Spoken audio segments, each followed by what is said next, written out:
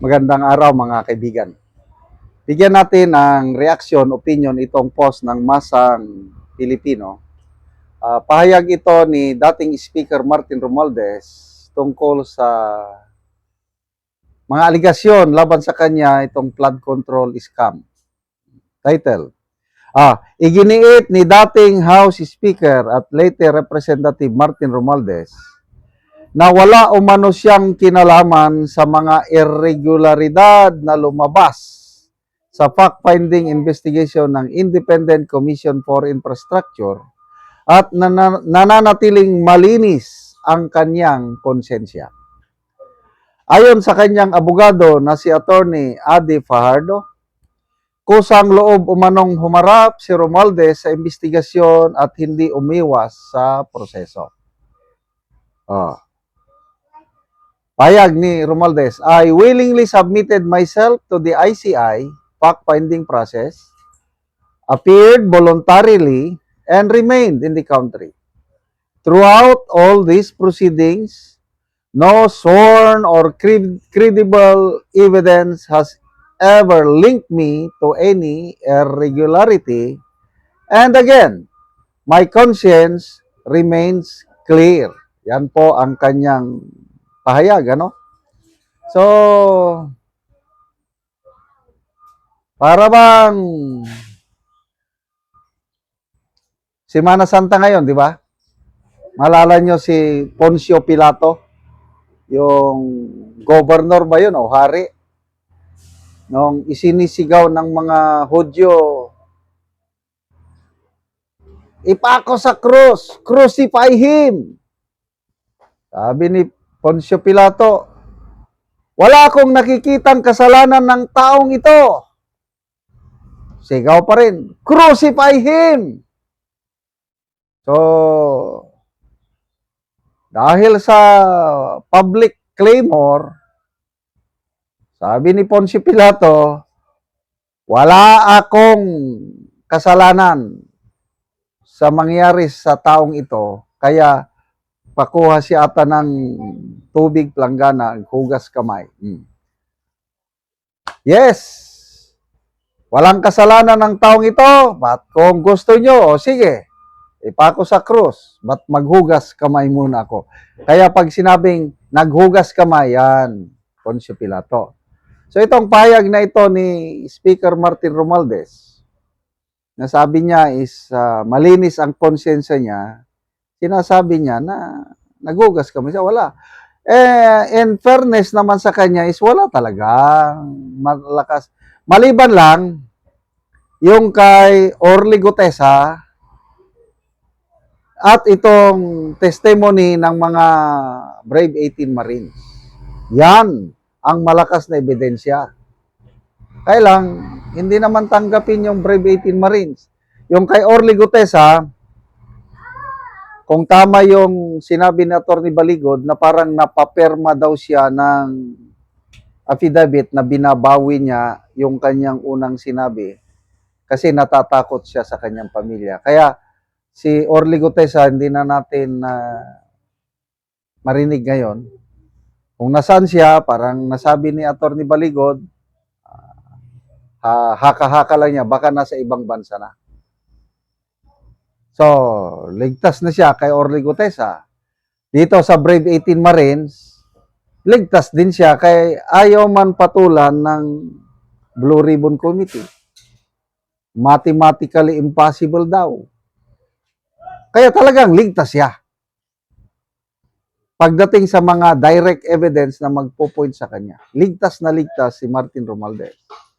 Kaya lang, yung sinasabi niya na malinis ang konsensya ko, madaling sabihin yon. Kaya lang, ang Diyos na nakakakita ng lahat, hindi siya makakaiwas.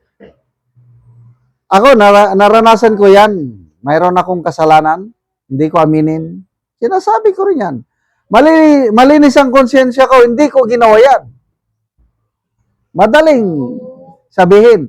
Kaya lang pagtulog ko sa gabi o kahit ano, may bumubulong. Sinungaling ka, nagawa mo yan. Kaya I have sleepless nights noon kasi nga, binabagabag ako ng aking konsensya. So, hindi natin matatakasan ang ating konsensya dahil inilagay yan ng Diyos. Yung konsensya na yan para may bubulong, para may mag-guide sa iyo na gumawa ka ng mabuti. Yan ang trabaho ng konsensya. Kaya lang, may mga tao na yung konsensya nila is masyado ng manhid. Pag manhid na ang konsensya ng tao, hindi mo na naririnig yung boses ng Diyos o yung conviction ng Diyos. Para bang, wala yan, ganun mo lang. Kaya yung mga taong gumagawa ng masama, halos hindi na yan nakukonsensya.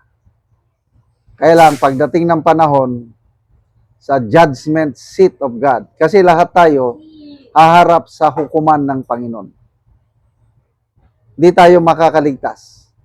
Ang illustration ko dyan is mayroong CCTV camera na itinutok ng Diyos sa bawat buhay natin. Not yung actual na CCTV camera na nakalagay sa ating mga bahay. Parang ganun lang din. Kasi all-knowing ang Diyos. Kaya yung mata ng Diyos nakatutok sa buhay ko. Kaya ngayon, hindi na ako makapagsinungaling sa Diyos dahil I realize na hindi ko maitatago ang aking kasalanan. Kaya ang ginagawa ko ngayon, pag nagkasala, aminin ko at humingi ng tawad. At dalangin ko na sana magkaroon ako ng lakas ng loob na umiwas sa kasalanan. Yan. So, anyway, lahat tayo makasalanan.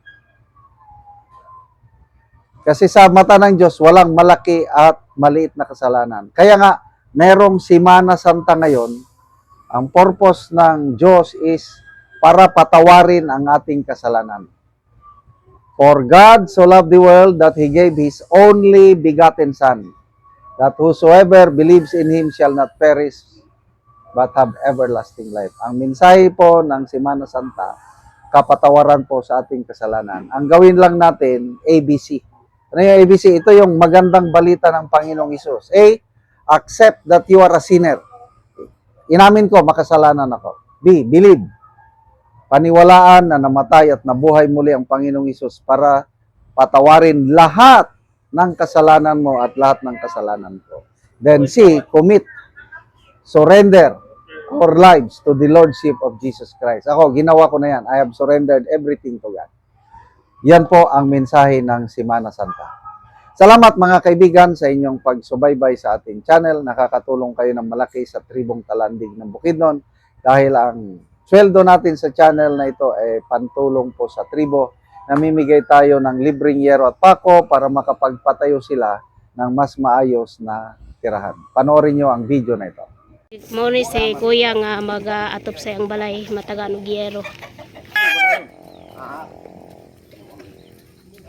O abot na gyud si kuya sa iyang balay.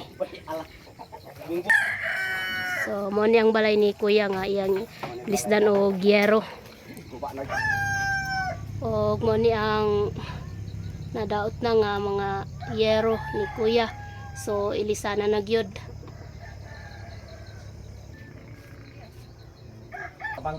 So guba na gid ang balay ni kuya og gid nga daan na kay yero. So loy gid kay ang kaimta ni kuya kay kung ulan dili na gid siya maka kay sa iyang abuan kay tuwa na kaayo sa iyang balay. Pila na ni katuig kuya ang imong balay nga nainani na nga nanay mga buslot og tulo na kaayo kung ulan. Uno ni katuig pero daan niya sin ba? Mga daan na. So unom na katuig. So na kay anak kuya? Wala pa. Wala pa kay anak. So si kuya walay anak. So unom na katuig ang iyang balay. So inani na busa pulihan na og yero. So natagaan man kag yero kuya, makatop na ka karon. Makatop na kay. Salamat sa Ginoo. Salamat sa pagtabang.